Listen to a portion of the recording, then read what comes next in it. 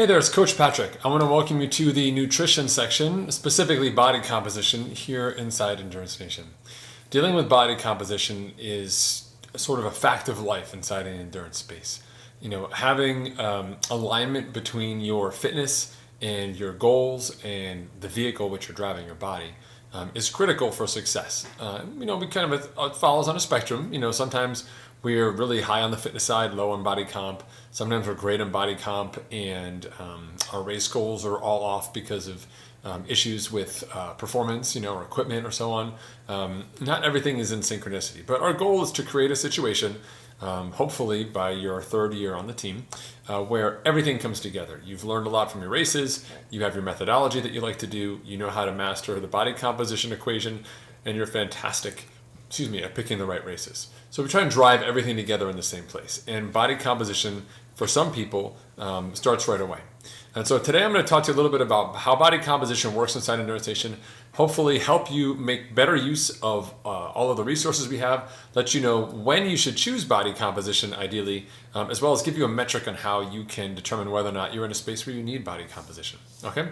So I'm going to go through this here. It's going to be about 20 minutes. I'll give you some sections where you can skip ahead if you want and learn from it. But hopefully, if you're really interested in body composition, you're going to sit down, watch this video, take you to school a little bit. Okay? All right. So, section number 1. Why choose body composition? Like, why would you even want to deal with body composition? Well, there's a bunch of different reasons why you'd want to choose it. For some people, folks just sign up for triathlon because they want to work on body composition. Their doctor told them they need to get in shape, or their spouse told them, or just they themselves have decided, you know what, I'm tired of sitting around and eating and not taking care of myself. I need to get in shape, and here's something that's motivational, it's got community, it's fun, I've got a team here with me, and I'll be able to see some progress. Oh, and by the way, buy cool gear, whatever it is, great, then you're in the mix. But for most people, when they choose body composition, it falls down into 3 factors. Number 1 is just total health. Really focusing on what you eat, when you eat it, how you exercise, kind of that full spectrum element of what it means to be an endurance athlete, helps you lead a better life. You make better food choices. You simply put, you have a higher percentage chance of living longer. If you make better food choices, it puts you into a position where you'll have better workouts. Better workouts and better food choices lead to better races. Better races lead to better food choices, better workouts. New friends, right? Family's excited. You lose weight. Overall, your doctor's happy to see you, and your physical, everything's good. So for some level of member here on the team, it's just about total health. Hey, I'm focusing on my body composition because it just makes me a better human being. I'm happier, etc. So I'm going to do this because it's just great. Another reason why people choose body composition is because it's a better return on investment. Depending where you fall in that sliding scale of body composition, if you're 20, 30, 40, or 50 pounds overweight, focusing on body composition is going to be a much better return on investment for you than training. Let's take running. If you want to go out and run, and let's say your goal is to run 30 miles a week, but if you're 50 pounds overweight, every time you run, you're putting an incredible strain on your body, your hips, your knees, your ankles, everything, all the connective tissue in between. It becomes super, super hard. If we can get you to lose 10 pounds or 20 pounds, we can moderate the exercise a bit, give you room to lose some of that weight, and the net result of that is you'll have better training, faster training, and you've gotten faster, got it, than you would have if you had just been training.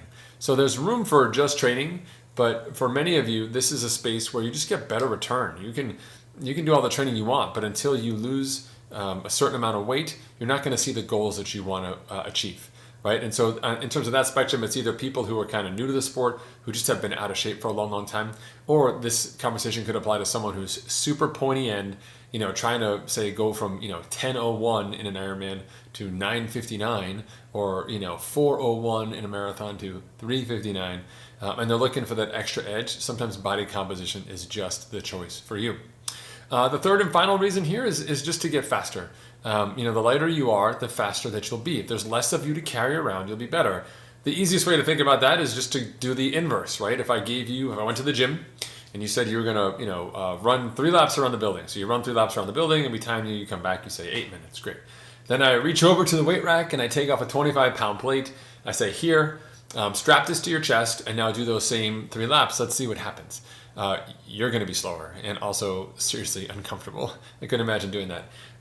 But I speak from experience when I say that if you're able to lose weight, it doesn't always have to be a big number, but when you do lose weight, it changes exactly how you can race. From a swimming perspective, minimal difference.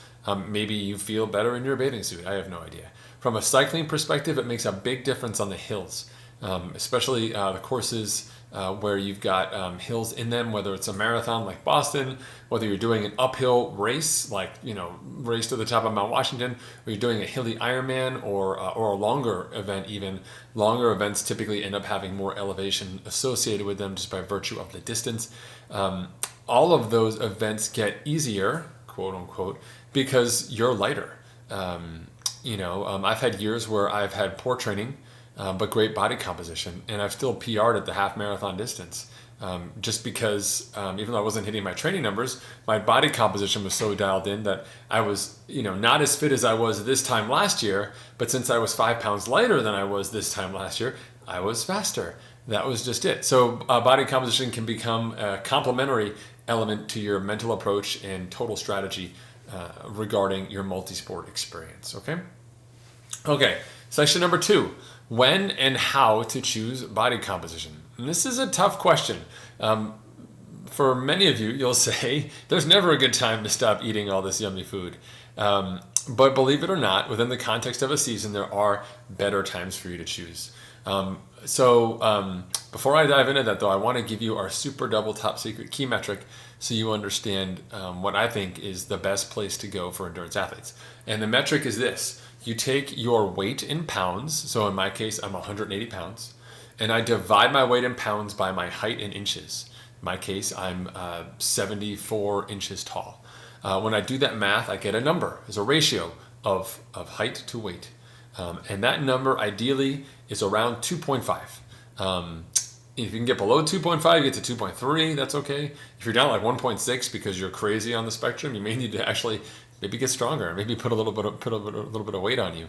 But most athletes will find themselves above this number. They'll be 2.6, 2.65, 2.8. Some people will be 3.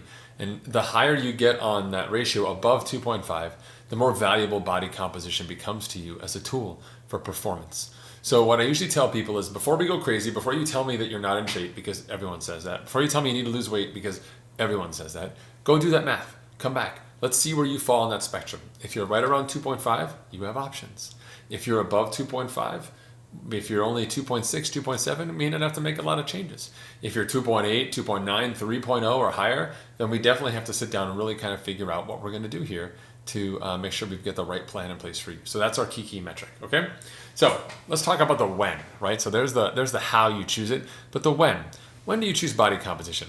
9 times out of 10, I will tell you that I'd much rather you do body composition in the winter when you don't have any big volume demands or races on your schedule. It's a good time of year to focus on nutrition because typically the winter has lots of holidays, and as a result, there's lots of bad food. So if I can even get you to eat half as much bad food as before, we are winning. But seriously, it makes life a lot easier to kind of build a routine. If you're doing long workouts on the weekend that are 3 or 4 hours because of your event, it becomes very hard to fit nutrition planning and effective nutrition around that window.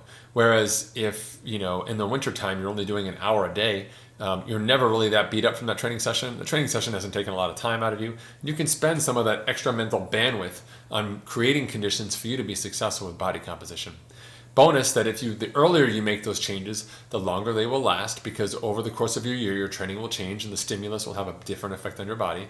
And inside Endurance Nation, typically as the weather gets warmer, we begin to increase the volume. And so you'll have a lower number at a starting point to go from there. So for example, if I was 190 in January and I start doing my body composition focus, by the time I hit April 1, I'm 185, and then my training starts to ramp up because the weather gets good and I'm outside and I'm still being smart about my nutrition, and I'm down to 180. So I lose that 5 pounds because of additional exercise, but I put those 5 pounds I took those 5 pounds from my 185 number and not from my 190 number, right?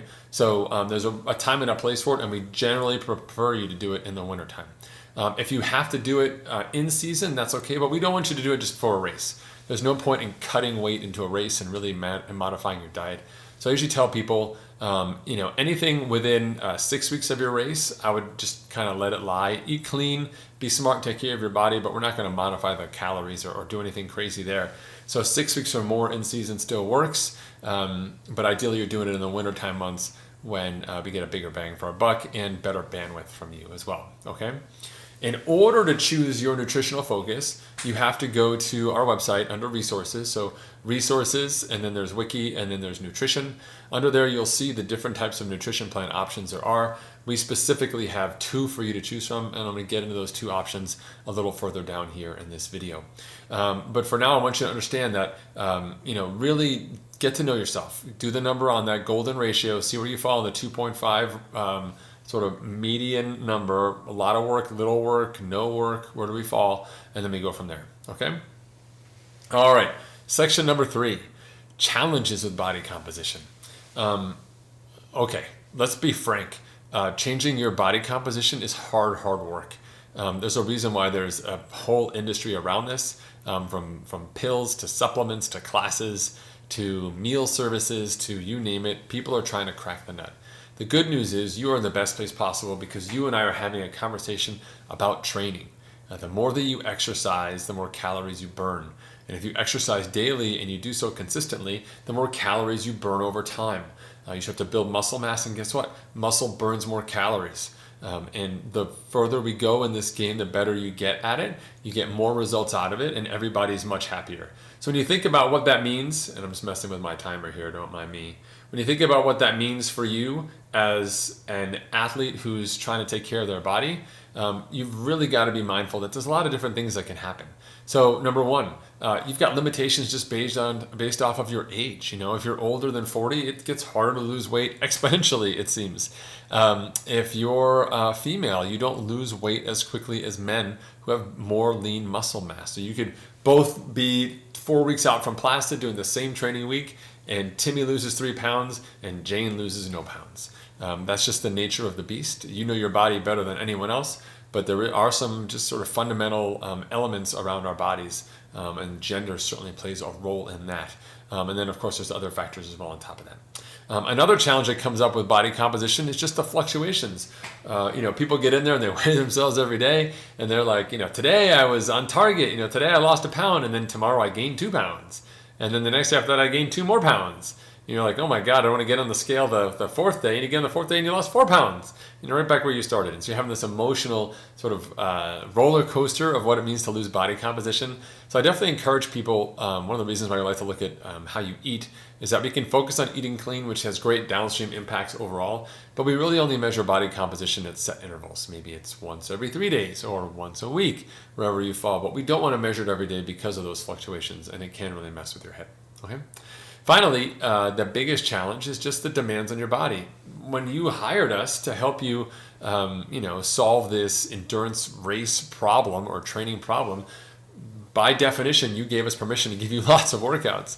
So when you get into the workout season, sometimes it gets hard. If people, especially, they don't have great workout-based nutrition, then they get off the bike or they finish their long run or the long ride or the swim, and they just want to eat everything they can see. They're just so hungry. And so having that variability in training can actually make being better about your nutrition really, really hard. So expect to make mistakes, and don't hold yourself, don't be too hard on yourself about not being successful early on. Again, we're looking for something that allows you to get some momentum and you feel good about what you're doing in that process, because that's the process that's going to give you the results you want. We can't just go to results like that, okay? So let's talk about the 2 options that we have for you inside our resource area. The first one I call baby steps to better body composition. And in this baby step section, I give you a set of rules, almost like a little operating system through which you can view your nutrition and plan accordingly. The idea and the reason why we call it baby steps is I want you to make a series of very small decisions which, when compounded over time, will yield massive results. So for example, a typical diet change, someone will say, oh my God, I need to lose weight. We're going to get every single carbohydrate in my house. We're going to pull it together. We're going to put it in the backyard. And we're going to light it on fire. Let's see how what burns better, pasta or rice or whatever, right? Syrup. Let's burn the syrup. That's a bit dramatic, right? So if you take a look at your nutritional habits, you'll see that there are times in your day when you're very good about what you eat, and then there's times when you're not.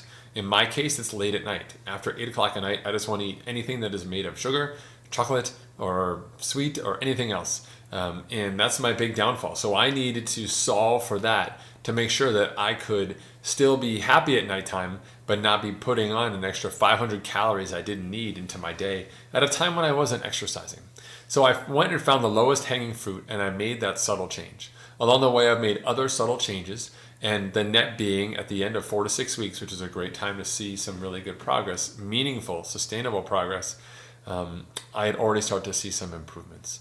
So I think it's important to give yourself the benefit of the doubt and really start as easily as you can. For example, if you just love soda, you drink 4 sodas a day. I don't know if you knew this, but if you remove a soda for a week, so 7 sodas. 7 sodas has a pound of sugar, like a full-on pound of sugar.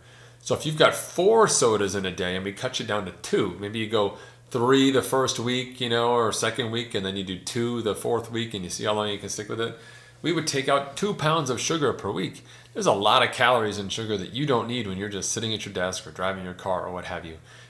And those 2 pounds of sugars, taking that away from your diet, makes you not only a healthier person, but also will make your workouts better, and will help you achieve your goals as well. So I think for me, starting with the simple one, the baby steps option, is the best way to go. The other option here in our nutrition section is more hardcore.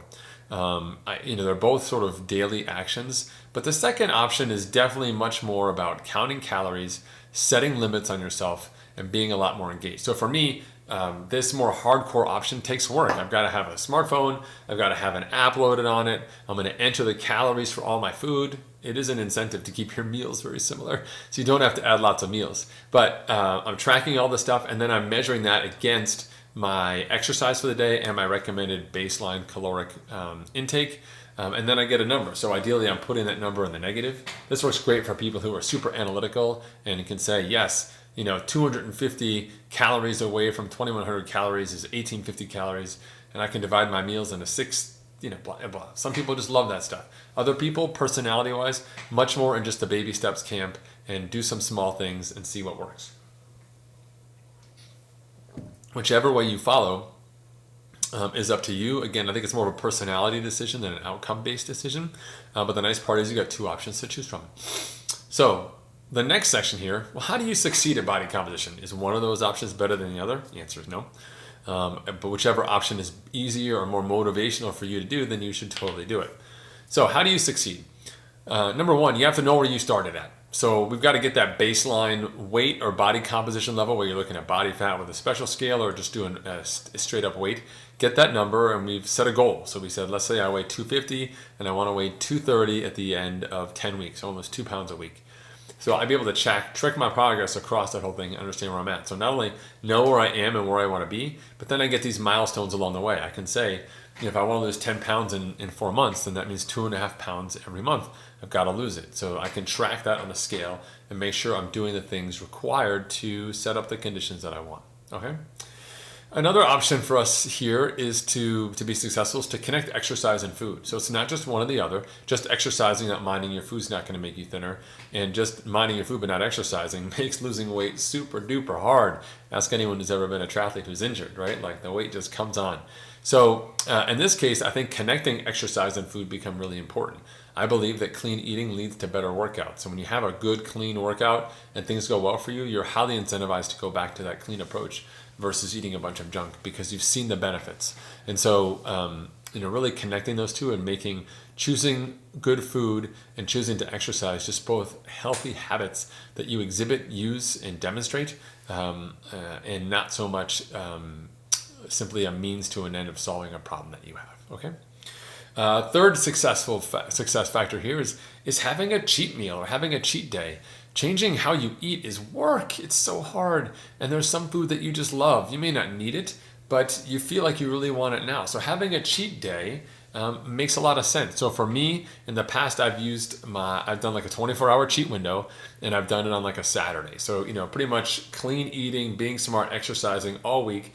But on Saturday around my exercise, I'm just eating more of the stuff that I just want to eat. Maybe I want a pizza, Maybe I want a bunch of jelly beans. Maybe I want some, have a ton to drink and have some chips and guac. I have no idea. But this is my time to kind of go back to exploring those foods. And then I come back. So I get to be disciplined in between these breaks of doing less focused work on nutrition, but really still staying on point. And I think it's an important mental break for people to be able to step away from always restraining, to say, you know what, hey, this day, this week, this hour, I'm just gonna eat this thing and I'm still gonna be fine. Okay, so it's important to kind of have that perspective. The fourth success factor is engaging your family. Changing your diet, especially if you're not the one who's cooking at home, becomes a real problem, because now your spouse has to change what they're cooking, and your kids may have to change what they're eating if you're like our family and we generally cook one dinner for everybody. So there's friction associated with that. So having your family on board to get healthy, or challenging them similarly to be a part of what you're doing, that really adds some momentum. There may be a time when you don't want to make a good choice, you don't have that willpower, but your kid can say like, hey, come on, mom, we don't eat Cheetos anymore. We're going to go over here and get ourselves an apple. Like, first of all, that kid's my hero. I love your kid, and I don't know how you raise such a great kid. I look forward to your webinar on that. But it makes just everything better for you. You're like, that's right, someone else is helping you make this decision, versus just having it all be some sort of like internal argument, okay? And then the fifth success factor here is having smart off-season and recovery periods. I briefly touched on this earlier, but it's worth reiterating that the older you get and when you're overweight, the harder it is to lose that weight. When you were younger, you could put on 5 pounds of muscle or lose 5 pounds pretty easily based off of your activity level and so on.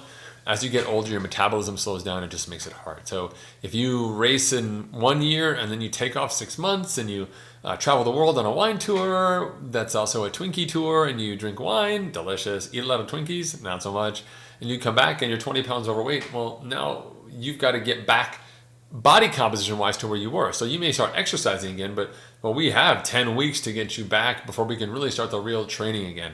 So be mindful of that. Again, don't go nuts in the out season. It is the out season or the winter time, and we want you to have fun and eat good food, but you could restrain yourself. You don't have to eat the whole bag of something. You could just have a handful.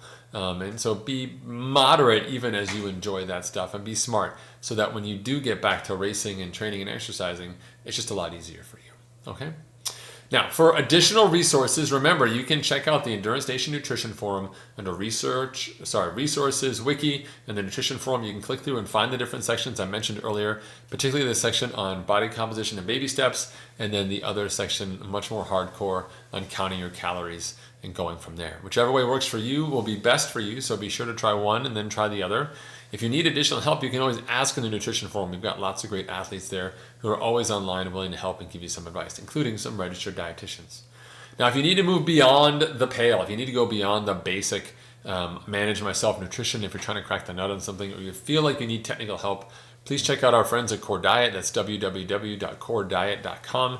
We have discounts for them on the website under Store Team Discounts page, and you can have them help you determine not only what your race calories are and your needs, but you can also have them generate basically like a meal/nutrition plan for you, depending how detailed you want to be, how much money you want to spend, that's going to get you ready for your race by helping you, drop some weight a little faster and stay healthy. So you have lots of other options as well. So you've got an Inside Endurance Nation with our resources that you're going to see here at the end of the video, and also just the team as a resource and lessons learned from them. And then additionally, we've got our partners at the Core Diet as well. I hope you've enjoyed this video here on the nutrition section and you understand a little bit more about which option might be right for you. I wish you the best in your nutritional journey. Please be sure to check in with your teammates and friends in the Nutrition Forum. You can use the @ sign, the @ sign for email to include other people on your threads. Make sure people are following you along and tracking your progress. And I look forward to seeing what we can do next year as you get even faster and stronger. Thanks, guys. Coach Patrick signing off. I'll see you guys online or at the races.